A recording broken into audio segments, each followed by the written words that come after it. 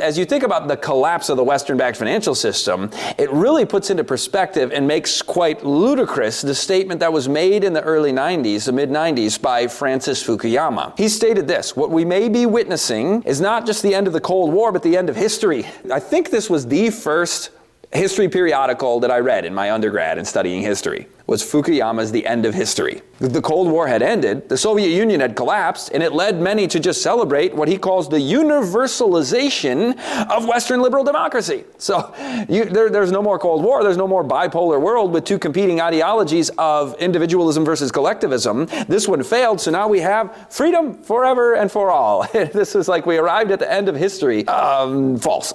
But the collapse of the Western financial system could be another end of sorts, but I will say this, that prophecy, already we knew, proves his statement false.